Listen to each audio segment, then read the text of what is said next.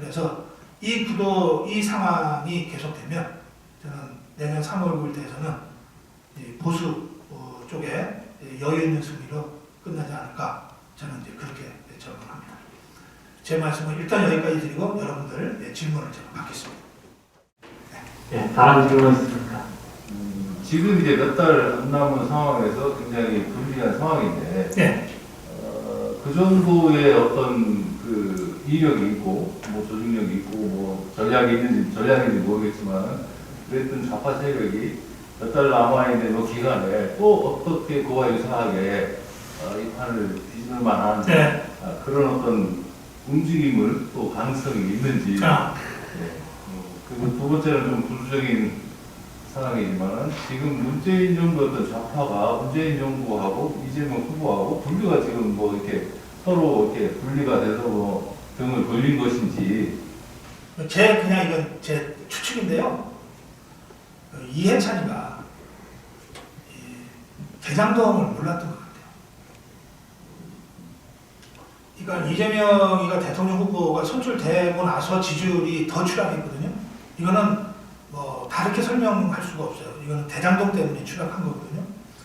그러니까 그 이재명이가 대통령 후보가 되고 나서 그 되는 일련의 과정에서 그 원희룡의 대장동 일타 강사라든지 뭐 이런 그 우파 쪽에서 갑자기 발군의 그 전투력을 가진 사람들이 나타나서 이재명을 아주 신랄하게 공격을 하고 이것들이 이제 국민들한테 널리 알려지면서 이제 대장동은 이재명 다수가 믿게 되어버렸단 말이에요.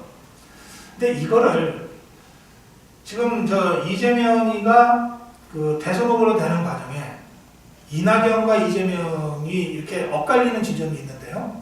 처음에는 이낙연이가 앞서가다가 무죄 받으면서 이재명이가 추월하기 시작하잖아요. 그런데 그러다가 갑자기 추월하는 게 아니라 한참 둘이 앞서거니 뒤서거니 하다가 어느 지점 추월해버리는 지점이 있어요. 그게 언제냐면은 이낙연이가 박근혜 대통령 사면 얘기를 꺼냈을 때거든요. 그때 막 대깨문들로 호남에서부터 막 엄청난 적군이 불어가지고 이렇게 됐는데 저는 이때 이 시점에 어차피 문재인 입장에서는 저 대통령 그만두기 전에 박근혜 대통령 사면시키고 가야 되지 않겠어요? 좀 그럴 거라고 생각합니다. 자기 명취를 하기 위해서라도. 그럴 거였으면은 그러니까 이낙연이가 사면 카드를 꺼냈을 때 그것도 당시 정황을 보면 문재인이한테 사전에 다 양해구하고 터뜨린 거 아니겠어요? 그때 그거를 받았으면 받아서 문재인이가 사면 얘기를 풀어버렸으면 그랬다면은 이낙연이가 이겼을 가능성이 많다고 봅니다. 그러니까 결국은 문재인이가 주춤주춤하면서 그걸 못 받은 거예요.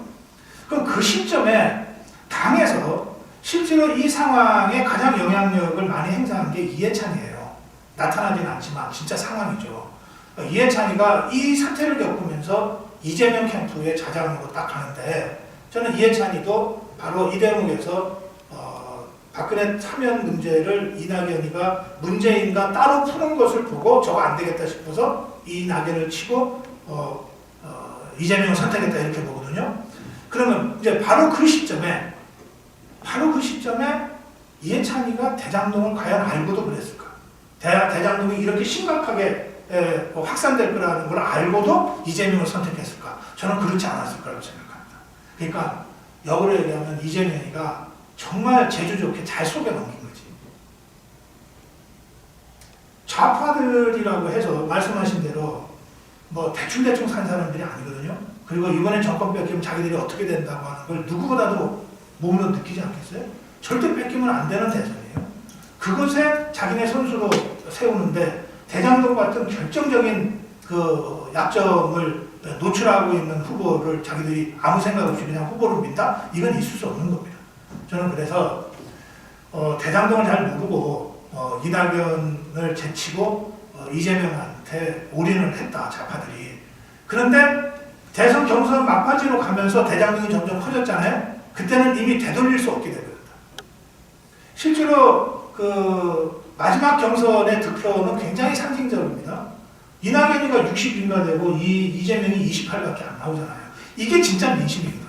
그러니까 더불어민주당은 한 달 전에 투표한 거, 20일 전에 투표한 거, 보름 전에 투표한 거 다 합쳐서 계산하잖아. 이거 무슨 말이냐면 사전투표를 한 달 전부터 한 거예요. 국민의힘은 경선은 하지만 투표는 당일날 했단 말이에요. 11월 1일, 2일, 3일, 4일, 4일간 모아서 했잖아요. 더불어민주당은 한 달 전에 투표를 시작한 거예요. 그럼 한 달 전에 투표해서 이재명 찍은 사람은 대장동 모르고 찍은 거지. 이렇게 해서 쭉 경선이 진행되면서 막판에 딱 표를 깨니까 이재명이는 28이고 이낙연이 62가 나왔잖아요. 그런데 앞에 사전투표한 것들이 워낙 많아가지고 결과적으로는 이재명이 이기는 걸로 됐으니까 이거는 전략적으로도 치명적이죠. 그래서 저는 그 이재명이 운이 좋구나 아니면 좌파들이 이런 데 있어서 크로스 체킹을 제대로 하지 못한 결과 이재명 후보로 결과됐다고 보고 이제 와서는 너무 늦었다. 이제 와서 이걸 교체한다 그러면 이거는 차라리 강을 건너는데 장수 바꾸지 말라 이런 말이 있잖아요. 이거는 강 한참 건너다가 장수 바꾸는 거랑 비슷하다. 이런 생각 때문에 죽기 살기로 이재명으로 갈 수밖에 없다는 게 현재 다수인 것 같아요. 네. 그리고 아직도 그런데 이제 중요한 건 아까 말씀드린 대로 그렇게 해서 이재명으로 일단 가자. 어떡하냐 할 수 없다. 그러면 이재명의 지지율이 유지가 돼줘야 되는데 이게 30%대가 깨지는 순간 더 이상 이거를 지지하자고 주장할 수 없게 되는 거예요. 이건 게임이 안 되거든. 20%대로 떨어지면. 이 임계점에 지금 가까이 와 있고 임계점에 가까이 와서 20%대로 실제로 떨어져 버리면 그때 좌파들은 패닉에 빠질 거다. 그 상태에서 후보 교체론이라든지 여러 가지가 막 백화점처럼 터져나올 가능성이 있다. 저 같으면 제가 만약에 좌파의 이 전략을 구사하는 사람이라면 저는 지금이라도 눈 지금 감고 후보 교체합니다. 무슨 역풍이 불어도 후보 교체합니다. 그리고 이재명 제대로 사법 처리 시킬 거예요. 그렇게라도 해서 마지막 기사회생의 어떤 전기를 만들어야 됩니다. 이게 냉정하게 이 전략만 보면. 근데 지금 정치는 이런 제로 베이스에서 그림 그리듯이 하기가 어렵습니다. 이미 여기까지 왔기 때문에 그 관성으로 지금 적어도 100여 명의 국회의원들이 이미 이재명한테 올인한 상태거든요. 그런 상태에서 이거를 백지에서 그림 그리자 이렇게 하기가 쉽지 않습니다. 그것은 이해찬이라도 쉽지 않고 문재인이라도 쉽지 않습니다. 그래서 고민이 깊어진다.